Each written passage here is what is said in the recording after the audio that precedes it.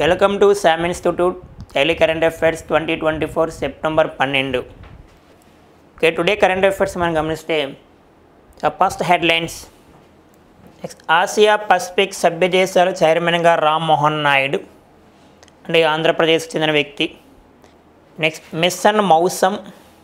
Next భారత వృద్ధి rate IMF అంచనా. నెక్స్ట్ అందరికీ ఉచిత ఆరోగ్య బీమా. నెక్స్ట్ ప్రధానమంత్రి గ్రామీణ సడక్ యోజన 4. నెక్స్ట్ అంటువ్యాధుల అదుపునకు AV0328 టీకా అంటే వ్యాక్సిన్. నెక్స్ట్ గాంధీ ప్రయాణాలకు గుర్తుగా ప్రత్యేక రైలు బోగి ఆవిష్కరణ. ఓకే, ఫస్ట్ కరెంట్ అఫైర్స్ గమనిస్తే నెక్స్ట్ ఆసియా పసిఫిక్ సభ్య దేశాల చైర్మన్గా రామ్మోహన్ నాయుడు గారు అంటే కె రామ్మోహన్ నాయుడు అని పిలుస్తారమ్మా. అంటే కింజారపు రామ్మోహన్ నాయుడు గారు ప్రస్తుతం భారతదేశానికి భారత వైమానిక శాఖ మంత్రిగా పనిచేస్తున్నారు, విమాన శాఖ మంత్రిగా పనిచేస్తున్నారు. అంటే ఆంధ్రప్రదేశ్ శ్రీకాకుళం జిల్లాకు చెందిన వ్యక్తి. మరి కేంద్ర పౌర విమాన శాఖ మంత్రి ఏకగ్రీవంగా ఎన్నికయ్యారు. అంటే కేంద్ర పౌర విమాన శాఖ మంత్రి రామ్మోహన్ నాయుడు గారిని ఏకగ్రీవంగా ఎన్నుకోవడం జరిగింది ఆసియా పసిఫిక్ సభ్య దేశాలు. మరి ఢిల్లీలో జరిగిన 2వ ఆసియా మంత్రుల స్థాయి సదస్సులో ఎన్నుకున్నారు సెప్టెంబర్ 11వ తారీఖున. మరి సింగపూర్ ప్రతిపాదించగా భూటాన్ బలపరిచింది, అంటే భూటాన్ దేశం ఆమోదించింది. మరి APEC అని పిలుస్తారు, Asia Pacific economic cooperation. APEC కానీ APEC అంటే ఆసియా పసిఫిక్ ఎకనామిక్ కోఆపరేషన్. మరి ఈ ఆర్గనైజేషన్ 1989లో ఏర్పాటైంది. దీనిలో సభ్య దేశాల సంఖ్య 21. దీని యొక్క హెడ్ క్వార్టర్ సింగపూర్ అని గుర్తుపెట్టుకోవాలి. సింగపూర్ అంటే కరెంట్ అఫైర్స్ పరంగా గుర్తుపెట్టుకోవాలి. 2024 Henley passport index 2024 Henley passport ఇండెక్స్లో ఫస్ట్ ప్లేస్ సింగపూర్ ఉందమ్మా. మరి సింగపూర్ యొక్క పాస్పోర్ట్ ఉంటే వీసా లేకుండా ఎన్ని దేశాలు వెళ్ళవచ్చు అంటే 195 కంట్రీస్ వీసా లేకుండా వెళ్ళవచ్చు మనం. మరి 2024 హెన్లీ పాస్పోర్ట్లో ఇండియా ర్యాంక్ గమనిస్తే 82. మరి ఇండియా పాస్పోర్ట్ ఉంటే ఎన్ని దేశాలు వెళ్ళవచ్చు అంటే 58 కంట్రీస్, కానీ 58 దేశాలు వీసా లేకుండా వెళ్ళవచ్చు. మరి కింజరపు రామ్మోహన్ నాయుడు గారు ప్రస్తుతం కేంద్ర విమాన శాఖ మంత్రి పనిచేస్తున్నారు. ఓకేనా. రీసెంట్గా 2024 సెప్టెంబర్ మంత్లో ఒక డీజీ యాత్రను ప్రారంభించారమ్మా. డీజీ యాత్రను అంటే విమాన రంగంలో డీజీ యాత్ర ముఖ్య ఉద్దేశం ప్రయాణికులకు సులభతర ప్రయాణం అంటే ప్యాసింజర్స్కు సులభతర ప్రయాణం జరగాలి, అంటే ఎటువంటి ఇబ్బంది లేకుండా ప్రయాణం జరగాలనేది దీని ముఖ్య ఉద్దేశము. డీజీ యాత్రను ప్రారంభించారు. విశాఖపట్నంతో పాటుగా 9 విమానాశ్రయాలు ప్రారంభించారు. 9 విమానాశ్రయాలు ప్రారంభించారు డీజీ యాత్ర. ప్రయాణికులకు సులభతరంగా జరగడము. రీసెంట్గా 9 విమానాశ్రయాలు ప్రారంభించారు కదా రామ్మోహన్ నాయుడు గారు. ఎక్కడెక్కడంటే విశాఖపట్నము, పాట్నా, రాయ్పూర్, భువనేశ్వర్, గోవా, ఇండోర్, రాంచీ, కోయంబత్తూర్, బాగ్డోగ్రా. ఓకేనా. మరి గమనిస్తే ప్రస్తుతం భారతదేశంలో 2024 నాటికి 157 ఎయిర్పోర్ట్ ఉన్నాయమ్మా. భారతదేశంలో 157 విమానాశ్రయాలు ఉన్నాయి. 2047 నాటికి 350 నుంచి 400 విమానాశ్రయాలు ఏర్పాటు చేస్తామని చెప్పడం జరిగింది దేశ ప్రధానమంత్రి గారు. మొత్తం ఎందుకంటే 2047 నాటికి భారతదేశం డెవలప్డ్ కంట్రీగా మారబోతుంది, అభివృద్ధి చెందిన దేశంగా మారబోతుంది భారతదేశం యొక్క target, India target 2047 developed country. 2047 target అమ్మా. నెక్స్ట్ మరొక టార్గెట్ డ్రగ్స్ ఫ్రీ ఇండియా. మరొక టార్గెట్ 2047 ఇన్సూరెన్స్ ఫర్ ఆల్. ఇలా లింకప్ చేసుకోవాలి సబ్జెక్ట్ను. ఓకేనా. Okay, next current affairs. Mission Mausam యొక్క ముఖ్య ఉద్దేశం ఒకసారి చూస్తే వాతావరణ అంచనాల్లో ఖచ్చితత్వాన్ని మెరుగుపరిచేందుకు ఉద్దేశించింది. వాతావరణంలో వస్తున్న మార్పుల గురించి ముందుగా అంచనా వేయడము, ఒక ఖచ్చితత్వం, ఒక మెజర్మెంటుగా అంటే రానున్న కాలంలో భూకంపాలు, సునామీలు, తుఫాన్లు, వాతావరణంలో క్లైమేట్ ఏమైనా మార్పులు జరిగితే దాన్ని ముందుగా తెలుసుకోవడం కోసము. ఇటీవల కాలంలో వచ్చిన విజయవాడలో వరదల గురించి కానీ, లేదా భూకంపాలు, తుఫాన్లు, అరేబియా సముద్రం వస్తున్న తుఫాన్లు, భూకంపాల గురించి ముందుగా అంచనా వేసుకుంటే దాన్ని అరికట్టే విధానంగా మనం ఏర్పాటు చేస్తున్నాం. దాంట్లో భాగంగానే మిషన్ మౌసమ్ వాతావరణ అంచనాలు ఖచ్చితత్వాన్ని మెరుగుపరిచేందుకు ఉద్దేశించింది. 2000 కోట్లతో దీని కొరకు ఆధునిక రాడార్లు, శాటిలైట్ వ్యవస్థలు, వేగంగా పనిచేసే కంప్యూటర్లు, కృత్రిమ మేత వంటివి సమకూరుస్తున్నారు. దీని కొరకు ఆధునిక రాడార్లు, శాటిలైట్స్ వ్యవస్థలు, నెక్స్ట్ వేగంగా పనిచేసే కంప్యూటర్స్, కృత్రిమ మేతస్ అంటే ఆర్టిఫిషియల్ ఇంటెలిజెన్స్ వంటివి ఏర్పాటు చేస్తున్నారు. ఓకేనా. మరి ప్రపంచ వాతావరణ దినోత్సవాన్ని మనం గమనిస్తే మార్చి 23 జరుపుకుంటాం. మార్చి 23 ప్రపంచ వాతావరణ దినోత్సవం మార్చి 23. మరి 2024 theme at the front line of climate action. ఓకేనా, వాతావరణం గురించి. మరి ప్రపంచ దేశాలన్నీ కలిసి 2070 నాటికి జీరో కార్బన్ ఎమిషన్ కర్బన ఉద్గారాల దేశాలుగా మారబోతున్నాయి ప్రపంచ దేశాలు 2070 నాటికి. దీన్ని నెట్ జీరో కార్బన్ పిలుస్తారు, net zero carbon. Next 2024 March 23 importance మీకు అందరూ తెలుసా. ఎర్త్ అవర్ అంటే నైట్ 8:30 నుంచి 9:30 అంటే పర్యావరణాన్ని రక్షించడం కోసము అలా జరుపుకున్నారమ్మా ప్రపంచ దేశాలన్నీ కలిసి earth day. Okay, earth day కదమ్మా, ఎర్త్ అవర్ 2024 మార్చ్ 23. ఓకేనా. అలాగే 2024 జూలై 22 ఇంపార్టెన్స్. ఓకేనా. Hottest day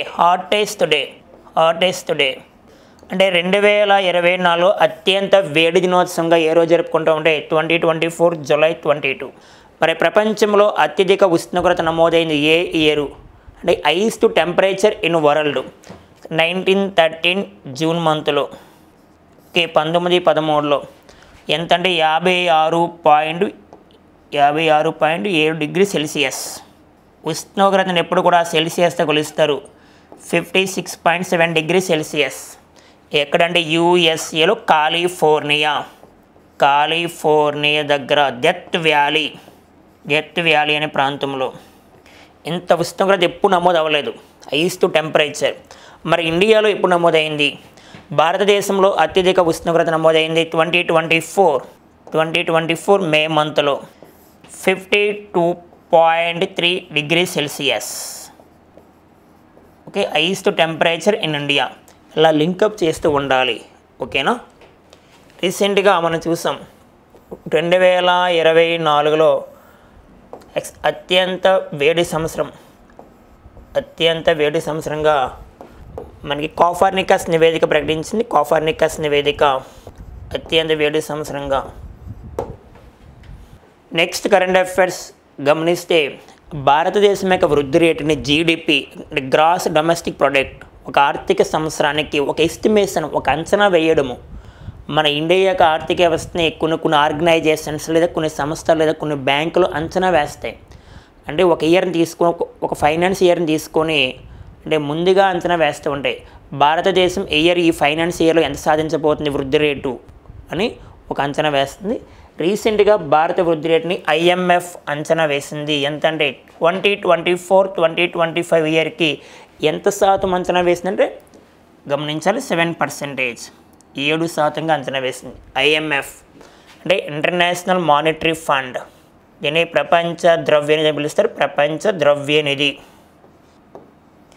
international monetary fund established by 1944. This is head quarter అమ్మ. ప్రధాన కార్యాలయము వాషింగ్టన్ DC. మరి ప్రస్తుతం IMF director general Kristalina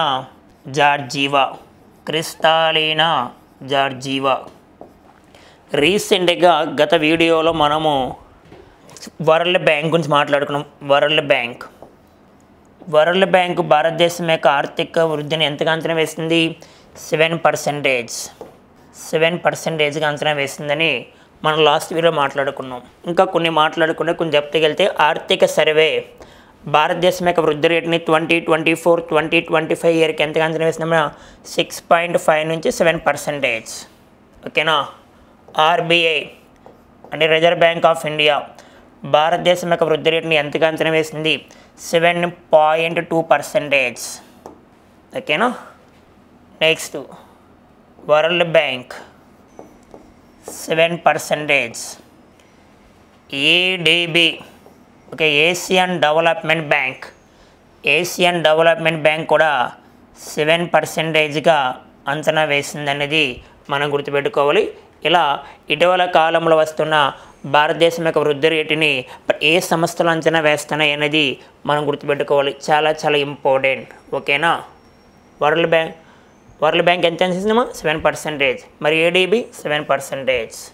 IMF కూడా 7% అని గుర్తుపెట్టుకోవాలి. ఐఎంఎఫ్. ఏడిబి అంటే ఏషియన్ డెవలప్మెంట్ బ్యాంక్. ప్రస్తుతం ఏడిబి ప్రెసిడెంట్ మసతగు అసకవ. మరి present world bank president Ajay Banga. మరి ప్రపంచ బ్యాంక్ ఎన్నో ప్రెసిడెంట్ అంటే Ajay Banga 14th president. Link చేసుకోవాలి. ఓకే. అస్సాం యొక్క లోక్సభ స్థానాలు 14. జార్ఖండ్ యొక్క లోక్సభ స్థానాలు 14. ప్రస్తుతం ప్రపంచ బ్యాంక్ అధ్యక్షుడు కూడా 14 ప్రెసిడెంట్. 14 బ్యాంక్స్ నేషనలైజ్ చేస్తాను ఎవరంటే Indira Gandhi 1969. April 14 doctor B R Ambedkar birthday. June 14 world blood donors day. September 14 national Hindi day. ఇది స్టాండర్డ్ జీకే. ఇలా లింకప్ చేసుకోవాలి. ఓకే. Next current affairs. అందరికీ ఉచిత ఆరోగ్య బీమా అంటే కేంద్ర ప్రభుత్వం రీసెంట్గా కొత్తగా ఒక 6 పథకాలు తీసుకొచ్చింది. దాంట్లో భాగంగానే అందరికీ ఉచిత ఆరోగ్య బీమా. దీనికన్నా ముందు మనకి ఒకసారి మాట్లాడుకుంటే 2018లో మనకి కేంద్ర ప్రభుత్వం ఆయుష్మాన్ భారత్ అనే పథకం తీసుకొచ్చింది. ఆయుష్మాన్ భారత్ ఇది దాదాపుగా ఒక 50 కోట్ల మందికి వర్తిస్తుందని చెప్పడం జరిగింది. అంటే మరి దీని ద్వారా ఒక 5 లక్షల వరకు ఉచితంగా వైద్యాన్ని అందిస్తారని చెప్పడం కూడా జరిగింది. ఉచితంగా 5 లక్షల వరకు వైద్యం అందిస్తారు. నగదరహిత వైద్యము అంటే గవర్నమెంటే మనకి అమౌంట్ ఇస్తుంది. మనకి వైద్యానికి సరిపడా అమౌంట్ ఇస్తుంది హాస్పిటల్కి సంబంధించింది. మరి భారతదేశంలో అతిపెద్ద ఆరోగ్య పథకంగా పిలిచేవారు దాన్ని. నెక్స్ట్ ఆయుష్మాన్ భారత్. ఇప్పుడు మరలా కేంద్ర ప్రభుత్వం కొత్తగా ఒకసారి గమనిస్తే అందరికీ ఉచిత ఆరోగ్య బీమా ఇది ఎవరికి వర్తిస్తుంది అంటే 70 సంవత్సరాల పైబడిన వారందరికీ పేద ధనిక తారతమ్యం లేకుండా 5 లక్షలు ఉచిత వార్షిక ఆరోగ్య బీమా అంటే సంవత్సరానికి సంబంధించి 3,437 కోట్లతో ఈ పథకాన్ని ఏర్పాటు చేస్తున్నారు. అంటే అందరికీ ఉచిత ఆరోగ్య బీమా పథకాన్ని 3,437 కోట్లతో. మరి దీంతో సహా అంటే ఈ పథకంలో భాగంగా 1,02,358 కోట్ల విలువైన 6 కీలక పథకాలకు కేంద్ర మంత్రివర్గం ఆమోదం తెలిపింది. దీంట్లో భాగంగా ప్రధానమంత్రి గ్రామీణ సడక్ యోజన 62,500 కోట్లతో గ్రామాల్లో 62,500 కిలోమీటర్ల రహదారులు ఏర్పాటు చేయనున్నారు. ఓకే. ప్రధానమంత్రి గ్రామ సడక్ యోజన చాలా ఇంపార్టెంట్. నెక్స్ట్ 25 మెగావాట్ల సామర్థ్యం ఇచ్చే జల విద్యుత్ ప్రాజెక్టులకు కూడా తీసుకొచ్చారు. పిఎం ఈ డ్రైవ్ పథకం కింద విద్యుత్ వాహనాలు ఛార్జింగ్ స్టేషన్లకు పిఎం ఈ బస్ కింద నగరాల్లో తిరిగే విద్యుత్ బస్సులకు ఆర్థిక ప్రయోజనాలు తీర్మానం తీసుకొచ్చారు. ఓకేనా. మనం గుర్తుపెట్టుకోవాలి. చాలా ఇంపార్టెంట్. నెక్స్ట్ ప్రధానమంత్రి గ్రామీణ సడక్ యోజన 4. ఓకే. ప్రధానమంత్రి గ్రామీణ సడక్ యోజన దీన్ని 2000 ఇయర్లో తీసుకురావడం జరిగింది గతంలో.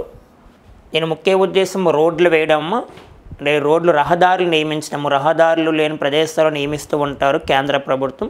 మరి ఇప్పుడు ప్రధానమంత్రి గ్రామీణ సడక్ యోజన 2024-2025 నుంచి 2028-29 మధ్య 70,125 కోట్లు దీన్ని కేటాయించారు. ఓకేనా, 70,125 కోట్లు కేటాయించారు దీనికి. 2024-25 ఆర్థిక సంవత్సరం నుంచి 2028-29కి చాలా ఇంపార్టెంట్ పాయింట్ ఇది.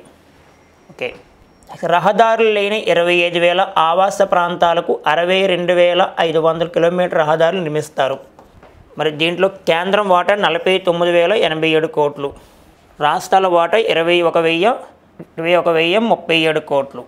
2024-25 నుంచి 2031-32 సంవత్సరాల మధ్య 12,461 కోట్లతో జల విద్యుత్ ప్రాజెక్టులకు మౌలిక వసతుల కార్యక్రమాలు చేపట్టనున్నారు. కంటెంట్ గుర్తుపెట్టుకోవాలి, చాలా ఇంపార్టెంట్ ఇక్కడ.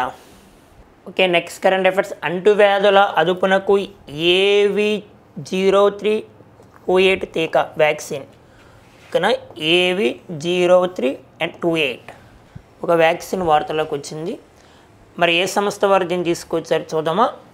నెక్స్ట్, అమెరికాకు చెందిన అలోఫాక్స్ ఇంక్ సంస్థతో భారత్ బయోటెక్ ఒప్పందం. అంటే అమెరికాకు చెందిన సంస్థతో భారత్ బయోటెక్ వారు ఒప్పందం చేసుకున్నారు. ఓకే, అంటువ్యాధుల నివారణ కోసం పూర్తిగాన. ఓకేనా, AV0328. మరి వ్యాక్సిన్ను ఈ రెండు సంస్థలు సంయుక్తంగా నిర్మించనున్నవి. మరి AV0328 వ్యాక్సిన్ను ఈ క్రింది రెండు సంస్థలు సంయుక్తంగా నిర్మిస్తున్నాయి. మరి ఈ వ్యాక్సిన్ తీసుకున్న వారిలో యాంటీబాడీస్ వృద్ధి చెందిన పాలియన్ ఎసిటిల్ గ్లూకోసమైన్ ఆటోజెన్స్ను పూర్తిగా నిర్మూలించడానికి గుర్తించినట్లుగా వివరించారు. నెక్స్ట్, మన దేశంతో పాటుగా తక్కువ ఆదాయాలు గల మరికొన్ని దేశాల్లో విక్రయించే హక్కులు భారత్ బయోటెక్ ఉంటాయి. సింపుల్గా దేనికోసం అంటే అంటువ్యాధులు వస్తూ ఉంటాయి మనకి, అలాంటి వ్యాధులను అరికట్టడానికి.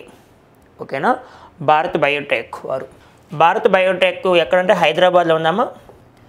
భారత్ బయోటెక్ యొక్క ఫౌండర్ ఎవరంటే సుచిత్ర ఎల్లా అండ్ కృష్ణ ఎల్లా. మరి వీళ్ళు COVID-19 సమయంలో ఒక వ్యాక్సిన్ తయారు చేస్తారు, కోవాక్జిన్ అనే వ్యాక్సిన్ తయారు చేసింది భారత్ బయోటెక్ వారు, హైదరాబాద్కు చెందినవారు. అండ్ కోవిషీల్డ్ అనే వ్యాక్సిన్ తయారు చేసింది కోవిషీల్డ్ అయితే సేరమ్ ఇన్స్టిట్యూట్ పూణే అని గుర్తుపెట్టుకోవాలి. రీసెంట్గా కొన్ని వ్యాక్సిన్స్ వార్తల్లో ఉన్నాయి, మీకు తెలుసు, ఆల్రెడీ చెప్పా. కానీ AI ఆఫ్ ద న్యూక్లియస్, ఇది స్పెయిన్ దేశం తీసుకొచ్చింది క్యాన్సర్ నిర్ధారణ కోసము. కానీ AI of the nucleus, okay, Spain దేశం తీసుకురావడం జరిగింది క్యాన్సర్ నిర్ధారణ కోసము. నెక్స్ట్ వన్ హెపటైటిస్ A, అంటే చిన్నపిల్లలకు వచ్చిన హెపటైటిస్ A వ్యాధికి హవీసూర్ అనే ఒక వ్యాక్సిన్ వచ్చింది. హవీసూర్ అనే ఒక మందు మీకు చెప్పడం జరిగింది. NOPV2 అనే ఒక వ్యాక్సిన్ వార్తలో ఉంది. దేనికోసం అంటే పోలియో వ్యాధి నిర్మూలన కోసం. రీసెంట్గా కేంద్ర ఆరోగ్య శాఖ వారు BPALM విధానం తీసుకొచ్చారు. BPALM విధానాన్ని దేనికోసం అంటే క్షయవ్యాధి కోసము, TB వ్యాధి నిర్మూలన కోసము రీసెంట్గా కేంద్ర ఆరోగ్య శాఖ ఆమోదం తెలిపింది. అలా లింక్ ఆఫ్ చేసుకోవాలి points. Okay, next current affairs గమనిస్తే గాంధీ ప్రయాణాలకు గుర్తుగా ప్రత్యేక రైలు బోగి ఆవిష్కరణ. అంటే మహాత్మా గాంధీ పేరు మీదుగా భారతదేశానికి జాతిపితగా పిలుస్తారు. 1869 అక్టోబర్ 2వ తారీఖున గుజరాత్లోని పోర్బందర్లో జన్మించారు. 1948 జనవరి 30వ తారీఖున చనిపోయారు. భారతదేశంలో తొలిసారిగా ఉద్యమాన్ని చేపట్టిన ఆయన. గాంధీ యొక్క తొలి ఉద్యమం మీకు తెలుసు, మీకు చరిత్రలో వస్తున్నాం, చంపారన్ ఉద్యమం 1917 బీహార్లో. మహాత్మా గాంధీ సౌత్ ఆఫ్రికా వెళ్ళింది 1893లో. మరలా భారతదేశానికి 1915 జనవరి 9న రావడం జరిగింది. మరి ఈ సందర్భంగా ప్రతి సంవత్సరం 2003 నుంచి ఏం జరుపుకున్నాం? NRI day. అంటే మహాత్ముడు భారతదేశానికి తిరిగి వచ్చిన సందర్భంగా ప్రతి సంవత్సరం 2003 నుంచి NRI డే జరుపుకున్నాం. Last one 17th NRI day 2023లో జరిగింది. ఎక్కడంటే ఇండోర్. ఇండోర్ అంటే మధ్యప్రదేశ్. మరి ఎందుకు వార్తలోకి వచ్చింది చూద్దాం. సరే, భారత స్వతంత్ర సంగ్రామ సమయంలో మహాత్మా గాంధీ చేసిన ప్రసిద్ధ రైలు ప్రయాణాలకు గుర్తుగా తీసుకొచ్చారు. మరి కేంద్ర సాంస్కృతిక శాఖ మంత్రి కేంద్ర సాంస్కృతిక శాఖ మంత్రి గజేంద్ర సింగ్ షెకావత్ ఆవిష్కరించారు. రాజ్ఘాట్ వద్ద గాంధీ దర్శన్ పేరుతో ప్రారంభించారు. Very very important. ఇటీవల కాలంలో గాంధీ ప్రయాణాలకు గుర్తుకు వచ్చిన ప్రత్యేక రైలు పేరు Gandhi Darshan. Very very important. మరి ఎందుకు తీసుకొచ్చారు? దేశ ప్రజలను ఉద్దేశించి అందరినీ సమపాలంగా చూడడానికి జాతిని ఏకం చేసేందుకు బాపు సాగించిన రైలు ప్రయాణాలను ప్రతిబింబిస్తూ థర్డ్ క్లాస్ రైల్వే కంపార్ట్మెంట్లో ఈ పెట్టెకు గోధుమ రంగుతో పెయింటింగ్ వేశారు. ఇక్కడ చూస్తే మీకు మరి ఇమేజ్, ఈ పెట్టెకు గోధుమ రంగుతో పెయింటింగ్ వేయడం జరిగింది. మరి పెట్టె ద్వారం అంటే ఎంట్రన్స్ పెట్టె ద్వారం వద్ద మహాత్ముడు రైలు దిగినట్లుగా నిలువెత్తి విగ్రహం వేయించారు. ఓకే, మహాత్ముడు రీసెంట్గా 2023 సెప్టెంబర్ మంత్లో మహాత్మా గాంధీ పేరు మీదుగా ఢిల్లీలో 12 అడుగుల విగ్రహాన్ని ఆవిష్కరణ చేశారు. 12 అడుగుల విగ్రహాన్ని ఆవిష్కరణ చేయడం జరిగింది మహాత్మా గాంధీ గారి పేరు మీదుగా. మహాత్మా గాంధీ గారి పేరు మీదుగా 1995లో గాంధీ అంతర్జాతీయ శాంతి అవార్డును ప్రారంభించారు. Gandhi international peace award. మరి అవార్డు యొక్క ప్రైజ్ మనీ 1 CR. ఈ అవార్డు ఎవరికి ఇస్తారు? అహింస మార్గంలో పనిచేసిన వ్యక్తులకు మరియు సంస్థలకు అందిస్తారు. గాంధీ అంతర్జాతీయ శాంతి అవార్డు. గాంధీ అంతర్జాతీయ శాంతి అవార్డు 1995లో జూలియస్ నైరేరీకి వచ్చినాము. జూలియస్ నైరేరీ ఏ దేశం అంటే తాంజానియా. జూలియస్ నైరేరీ. లేటెస్ట్గా 2023లో గాంధీ అంతర్జాతీయ పీస్ అవార్డు ఎవరికి వచ్చిందంటే ఉత్తరప్రదేశ్లో గోరఖ్పూర్లో ఉన్న గీతా ప్రెస్కి ఇవ్వడం జరిగింది. Gita press very very important. 2023 Gandhi international peace award Gita press. ఆ గీతా ప్రెస్ ఎక్కడుందేమో అంటే ఉత్తరప్రదేశ్లో గోరఖ్పూర్ అనే ప్రాంతంలో ఉంది. ఓకేనా? ఇలా లింక్ ఆఫ్ చేస్తూ ఉండాలి పాయింట్స్. చాలా చాలా ఇంపార్టెంట్. మరలా మనం చెప్తున్నాం. ఓకే, నెక్స్ట్ కరెంట్ అఫైర్స్ గమనిస్తే ఇంపార్టెంట్, చాలా చాలా ఇంపార్టెంట్ అమ్మా. ప్రపంచ కప్పుతో భారత్కు 11,637 కోట్లు. లాస్ట్ టైం 2023లో మనకి వరల్డ్ కప్ జరిగింది. ఓకేనా? One day world cup. మరి భారత్లో 2023 వన్ డే ప్రపంచ కప్పు 11,637 కోట్ల ఆర్థిక ప్రయోజనం కలిగించింది. అంటే మన భారతదేశంలో జరిగిన వన్ డే క్రికెట్ వరల్డ్ కప్కి దేశానికి ఎంత ఆదాయం వచ్చిందమ్మా? 11,637 కోట్ల ఆదాయం వచ్చింది. దీంట్లో పర్యాటక రంగం అత్యధికంగా లబ్ధి పొందిందని ICC ప్రకటించింది. ఇంటర్నేషనల్ క్రికెట్ కౌన్సిల్ 2023 ప్రపంచ కప్ క్రికెట్కు సంబంధించి గణనీయమైన ఆర్థిక శక్తిని ప్రదర్శించింది.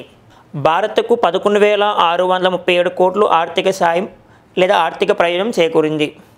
నెక్స్ట్ అన్ని ICC అండ్ CEO జెఫ్ అలా-రైస్ చెప్పాడు. నెక్స్ట్ ఆతిథ్య నగరాల్లో పర్యాటక రంగం ప్రభావం వల్ల ఎక్కువ ఆదాయం లభించింది. నెక్స్ట్ రికార్డు స్థాయిలో 12.5 లక్షల మంది మ్యాచ్లను ప్రత్యక్షంగా వీక్షించారు. 12.5 లక్షలు. ఓకే, ఇందులో 75% మంది తొలిసారి అంతర్జాతీయ మ్యాచ్లకు హాజరయ్యారు. 75% తొలిసారిగా రావడం జరిగింది. ఓకేనా? మరి ప్రపంచ మ్యాచ్లకు వచ్చిన 68% విదేశీయులు ఉన్నారు. 68% విదేశీయులు. భారతదేశాన్ని పర్యాటక కేంద్రంగా సిఫార్సు చేస్తామని అన్నారు. ఓకే, ఎవరెవరంటే ICC. మీకు 13వ క్రికెట్ వరల్డ్ కప్ అంటే one day cricket world cup 2023 October 5 నుంచి నవంబర్ 19 వరకు జరిగింది. అక్కడ మన ఇండియాలో జరిగింది. ఇండియా వాస్ అంటే one day cricket world cup అమ్మ ఎవ్రీ 4 ఇయర్స్కి ఒకసారి జరుగుతుంది. ప్రతి 4 సంవత్సరాలకు ఒకసారి జరుగుతుంది. ఎవరు కండక్ట్ చేస్తారమ్మా? ICC వారు, ఇంటర్నేషనల్ క్రికెట్ కౌన్సిల్. ICC అనే సంస్థ 1909లో ఏర్పాటైంది. ICC head quarter Dubai. Present ICC ప్రెసిడెంట్గా ఎవరు వచ్చారమ్మా? జైసా, ఇంటర్నేషనల్ క్రికెట్ కౌన్సిల్ ప్రెసిడెంట్గా. మరి ఈ 13వ వన్ డే క్రికెట్ వరల్డ్ కప్లో 2023 23 నవంబర్ 19 ఏ దేశం విజయం సాధించింది? ఆస్ట్రేలియా. మరి విన్నర్ ఎవరమ్మా అంటే ఇండియా అనేది గుర్తుపెట్టుకోవాలి. మళ్ళీ తర్వాత ఎప్పుడు జరుగుతుందమ్మా? 2027. మరి 2027లో జరిగిన 15th one day cricket world cup మరి ఏ దేశాలు హోస్ట్ ఇచ్చాయి అంటే ఆతిథ్యం ఇచ్చాయి? గుర్తుపెట్టుకోవాలి. సౌత్ ఆఫ్రికా, జింబాబ్వే, నమీబియా ఈ 3 దేశాలు ఆతిథ్యం ఇచ్చాయి. గుర్తుపెట్టుకోవాలి. 15th one day cricket world cup. మరలా 2030 పాస్ అంటే 2031లో ఎన్నో వరల్డ్ కప్ అంటే 16వ వన్డే క్రికెట్ వరల్డ్ కప్. మరి ఏ దేశాలు ఆతిథ్యం ఇచ్చాయి? Bangladesh and India. ఓకేనా? బంగ్లాదేశ్ అండ్ ఇండియా అనేది గుర్తుపెట్టుకోవాలి. ఇలా రీసెంట్గా వార్తలోనే తీసుకోవాలి. Okay, next current affairs. Biosecure act చట్టం. బయోసెక్యూర్ అంటే మెడిసిన్స్ గురించి, అంటే ఔషధాలు. ప్రస్తుతం ప్రపంచంలో ఏ దేశంలో అయినా అంటే వ్యాధుల గురించి కానీ లేదా డిసీజెస్ అంటే వ్యాధులు, వాటికి కావాల్సిన వ్యాక్సిన్స్, వాటికి కావాల్సిన మెడిసిన్స్, డ్రాప్స్ అన్ని దేశాలు తయారు చేస్తున్నాయి. ఇటీవల కాలంలో ఒక దేశం వార్తల్లోకి వచ్చింది. ఒక దేశానికి మెడిసిన్ సప్లై చేస్తారు, అంటే ఆయా దేశాలు సప్లై చేస్తాయి. అంటే సప్లై చేయాలన్నా సప్లై ఆపాలన్నా ఆ దేశం కంట్రోల్లో ఉంటుంది. రీసెంట్గా బయోసెక్యూర్ యాక్ట్ ఎవరు తీసుకొచ్చారు చూస్తే అమెరికా ప్రభుత్వం తీసుకొస్తున్న ఒక చట్టం అమలు అవుతుంది. ఇంకా రాలేదు ఫైనల్గా. అంటే అమెరికా దేశం తీసుకురాబోతుంది. ఇటీవల కాలంలో బయోసెక్యూర్ యాక్ట్ ఏ దేశం తీసుకొచ్చిందంటే అమెరికా రాబోతుంది. కానీ ఈ చట్టాన్ని అమెరికాలోని హౌస్ ఆఫ్ రిప్రజెంటేటివ్స్ ఆమోదించగా సెనేట్ అనుమతి లభించాలి. ఆ తర్వాత యుఎస్ఏ అధ్యక్షుడు సంతకం చేయిస్తే అమలవుతుంది. అంటే హౌస్ ఆఫ్ రిప్రజెంటేటివ్స్ ఆమోదించారు అండ్ సెనేట్ అనుమతి లభించాలి. ఆ తర్వాత అమెరికా అధ్యక్షుడు సంతకం చేస్తే అమలవుతుంది. ఎందుకు వచ్చిందంటే చైనా కంపెనీలతో అమెరికా కంపెనీలు వ్యాపార కార్యకలాపాలు సాగించడాన్ని ఈ చట్టం నిషేధిస్తుంది. చైనా దేశము అమెరికాతో వ్యాపారం చేస్తుంది మెడిసిన్స్. అంటే చైనా దేశంలో మెడిసిన్స్ ఆపడమే దీని ముఖ్య ఉద్దేశం అని ఒక టార్గెట్గా చూసుకోవచ్చు ఇక్కడ. చైనా కంపెనీలతో అమెరికా కంపెనీలు వ్యాపార కార్యకలాపాలు సాగించడాన్ని ఈ చట్టం ఏం చేస్తుంది? పూర్తిగా నిషేధిస్తుంది ఒకవేళ అమలవుతే. మరి ప్రపంచవ్యాప్తంగా ఔషధాల కాంట్రాక్ట్ను అభివృద్ధి తయారీ పరిశ్రమ CDMO. మరి CDMO $200 బిలియన్ల పైగా ఉంది. మరి CDMO పరిశ్రమలో చైనా వాటా 13%, భారత వాటా 2.5 నుంచి 3% వరకు ఉంది. CDMO మనకి అబ్రివేషన్ కావాలనుకుంటే contract development and manufacturing organisation. Contract development and manufacturing organisation. ఓకేనా? Okay, next current affairs. భారత్లో పర్యటించనున్న మాల్దీవుల అధ్యక్షుడు ఇంకా పర్యటించలేదమ్మా, అంటే అప్కమింగ్ రానున్నాడు. దానికి ఒప్పందం జరిగింది. ఆయన ఎవరంటే మహమ్మద్ మైజ్నా గుర్తుపెట్టుకోవాలి. మహమ్మద్ మైజ్నా. మరి మాల్దీవుల వార్తల్లోకి వచ్చింది కావున మాల్దీవుల యొక్క క్యాపిటల్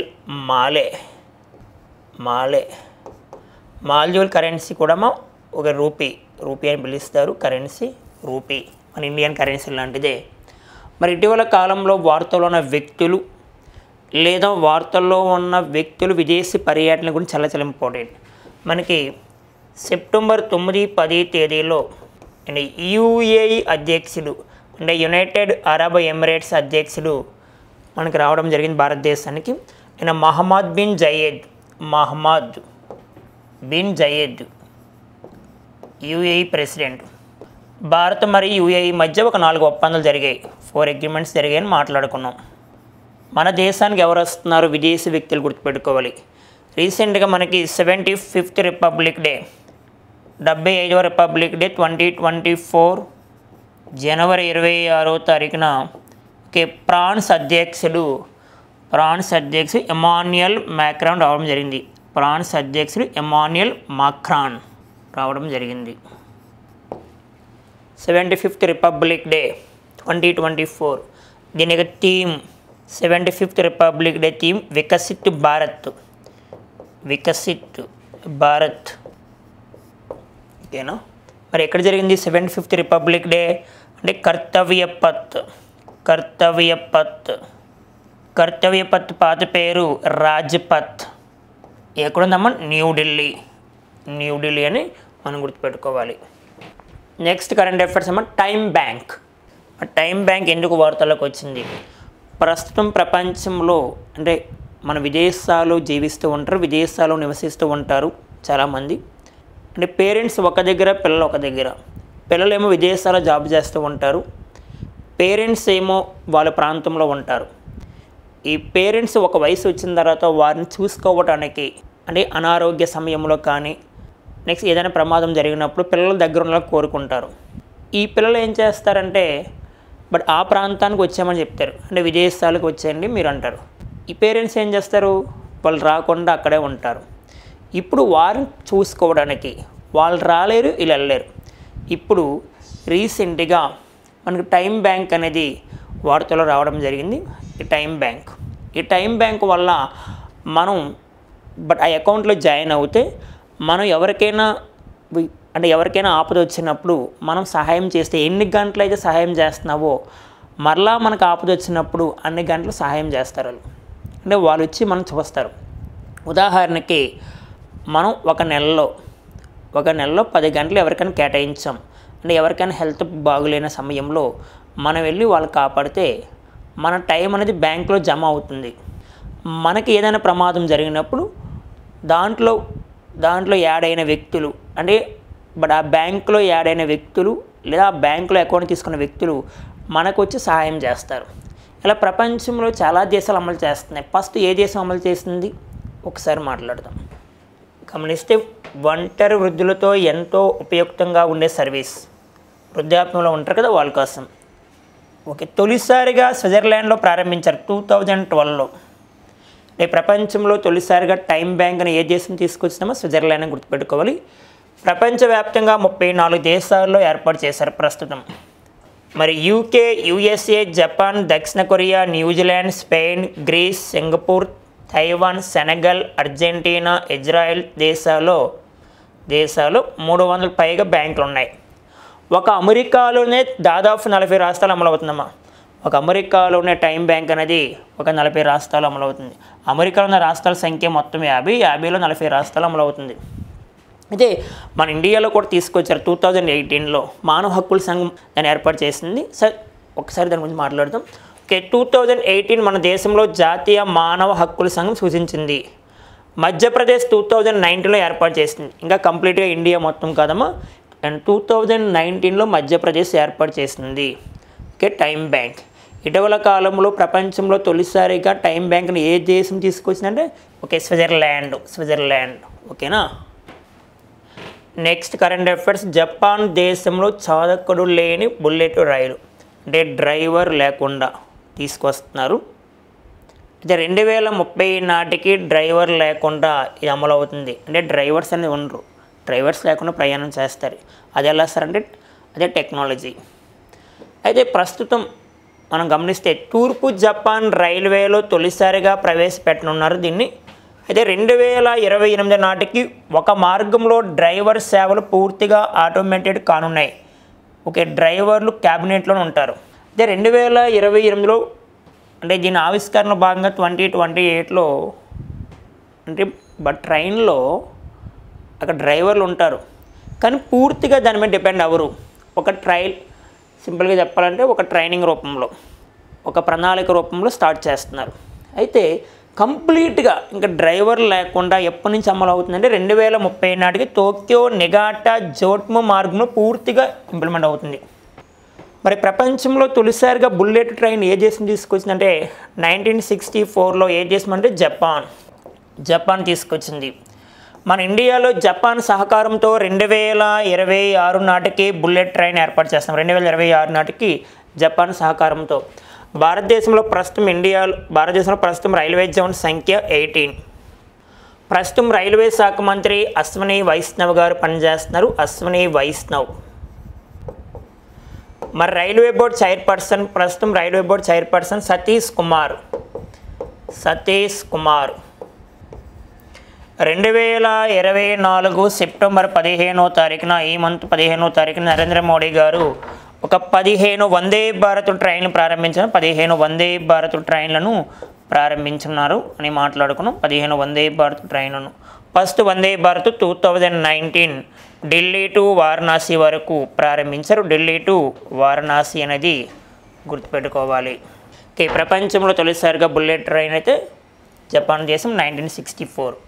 జపాన్ దేశంలో పూర్తిగా డ్రైవర్ లేకుండా 2030 నాటికి అమల్లోకి వస్తుందని గుర్తుపెట్టుకోవాలి.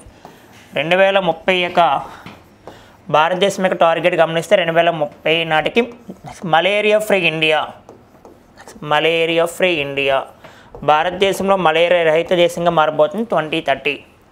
2030 మరొక ఇంపార్టెన్స్ గమనిస్తే ఎయిడ్స్ ఫ్రీ ఇండియా 2030 నాటికి భారతదేశం ఎయిడ్స్ రహిత దేశంగా మారబోతుంది. ఓకే, ఇది మనకున్న కరెంట్ అఫైర్స్ 2024 సెప్టెంబర్ 12 యొక్క current affairs. Okay, thank you, all the best.